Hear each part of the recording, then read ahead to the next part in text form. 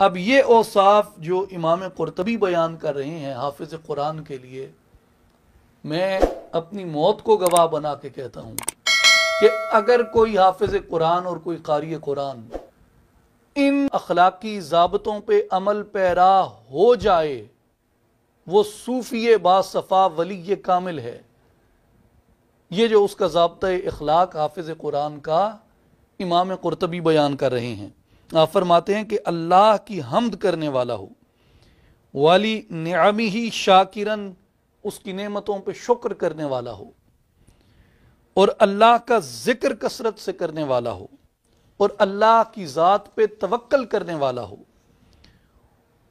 وَبِهِ مُسْتَعِينًا، اور صرف اسی سے مدد طلب کرنے والا ہو، وَإِلَيْهِ رَاغِبًا، اور ہر وقت اللہ کی طرف رغبت اختیار کرنے والا ہو، اور وَبِهِ مُعْتَصِمًا،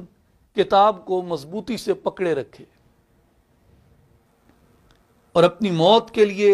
ہر وقت تیار رہے۔ اور 11ویں بات آپ نے یہ فرمائی، اور اس کے لیے مناسب ہے کہ اپنے گناہوں کی وجہ سے ڈرنے والا ہو، یعنی یہ تمام نیکیاں کر کے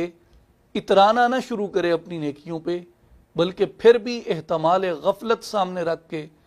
اپنے نفس کی خطا کا احتمال سامنے رکھ کے، نفس کی خطا کی پاسبلٹی کو سامنے رکھ کے اپنے گناہوں سے ڈرتا رہے، نیکیوں پہ، قرأت پہ، قرآن پہ متکبر نہ ہو جائے۔